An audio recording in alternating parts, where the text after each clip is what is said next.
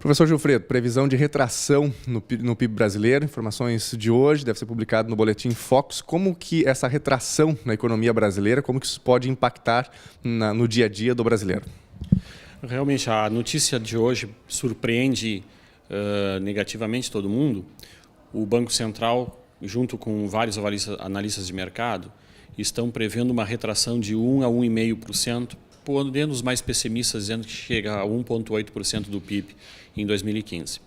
O PIB é o somatório de todos os bens novos, bens e serviços novos feitos no período, no caso 2015. Isso significa a empregabilidade de trabalhadores e a empregabilidade das empresas que trabalham para construir esse número.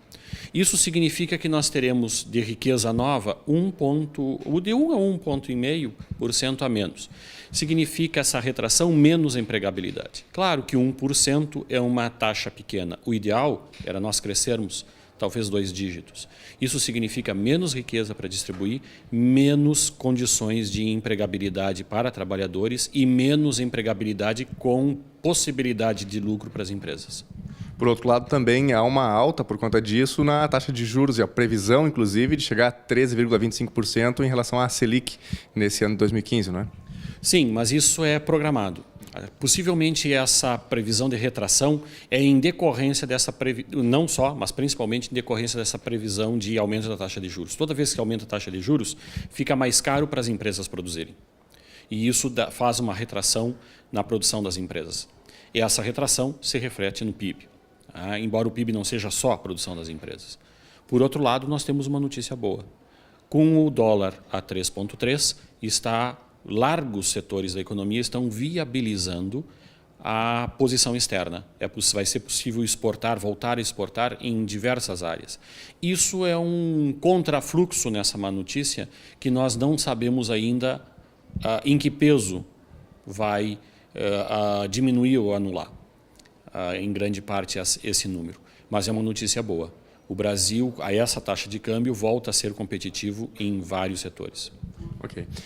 Boa parte dos países, especialmente países mais desenvolvidos que o Brasil, tem um crescimento menor, um crescimento pequeno, 1%, 2%, às vezes até menos de 1%. Entretanto, especialmente os países aí que compõem o BRICS, Brasil, China, Índia também, tem normalmente um crescimento um pouco maior, agora crescendo menos. O que significa isso diante do cenário internacional, esse crescimento pequeno ou retração, no caso do Brasil, em relação às outras economias mundiais?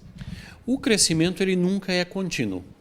Ele cresce e precisa de um período de acomodação, que são os ciclos econômicos de crescimento, de parada ou eventualmente até de recessão ou depressão. O mundo está entrando num período dessa acomodação das coisas. A China está crescendo bem menos. Os Estados Unidos devem retomar alguma coisa do crescimento, mas quando se é muito grande, qualquer número pequeno resulta de um esforço grande. A Europa, algumas áreas da Europa estão crescendo, outras estão paradas, notadamente Grécia, Espanha e Portugal estão parados. Isso vai significar o quê? Que o mundo como um todo, que essas economias têm forte presença na economia planetária, o mundo como um todo deve dar uma diminuída, principalmente China e Estados Unidos, que puxam a maior parte disso. Ora, o Brasil não está fora disso. A China é um dos nossos grandes compradores, principalmente na área de soja. Os Estados Unidos é outro grande importador do Brasil. Então, essa sequência de notícias nem tão boas assim acaba se refletindo aqui. Nós não somos um país à parte. Nós não temos uma produção, como por exemplo de petróleo para exportação, que pudesse, independente da situação internacional, estar numa posição vantajosa. Então, o que acontece na China repercute aqui. O que acontece na Índia repercute aqui. A economia global vai dar uma parada.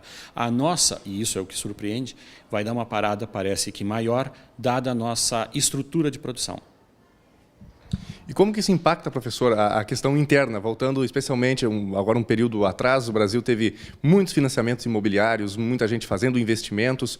Hoje, para quem pensa, por exemplo, em comprar uma casa, comprar um carro, fazer um financiamento, esse é o momento, não é? O que poderia ser o mais desejável e recomendado para o cidadão? Bom, primeiro, eu acho que o maior impacto vai ser em setores que têm dependência de importados, que não é o caso da construção civil. Então, todos os setores que têm alguma dependência de importação vai ficar mais caro. A construção civil, que tu tocasse no assunto, ela não depende basicamente de grandes produtos ou serviços que dependam de importação. Como é mercado interno e aqui está cotado na mesma moeda, eu tenho a impressão que isso não vai impactar essa posição externa. O que pode acontecer é deixar de aparecerem oportunidades. É aquela história de a empresa não trabalhando, ela pode até sobreviver, mas ela deixa de ganhar, o que numa economia capitalista já é bastante apreciável. Eu tenho a impressão que isso vai depender muito da fonte de renda da pessoa. Certo? Então, e isso nós temos inúmeras situações para determinar o caminho. Para investidores, eu tenho a impressão que eles vão investir mais em bens de alta volatilidade, né? De alta volatilidade no sentido de venda imediata. Tá?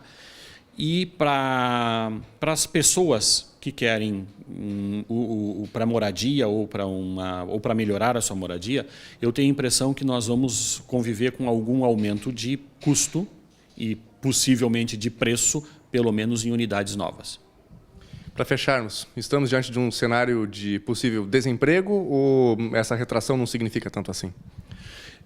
Nós ainda não temos essa medida, porque não se sabe em que setor vai acontecer esses 1,5%, porque isso é uma grande média geral. Pode ser que algum setor cresça 5%, pode ser que outro setor diminua 10%. Então, na média, isso acaba dando esse menos 1,5%. Se isso acontecer em setores de grande empregabilidade, como, por exemplo, a construção civil, como, por exemplo, a área de serviços básicos, isso pode significar aumentos representativos na taxa de desemprego. Por outro lado, se isso se refletir, por exemplo, em setor de bens de capital ou em setores que têm alta tecnologia mecatrônica, robotizada, e, portanto, impacta menos a empregabilidade, o emprego não vai sofrer com demasia. Então, é preciso ver todo o avanço de todos esses setores, são quase 500 setores diferentes na economia brasileira para acompanhar, para saber quem vai expandir e quem vai retrair. Eu até agora não tenho visto estudos que impactem significativamente o aumento de desemprego, mas uma questão é chave. Só não gerar emprego é um problema grande.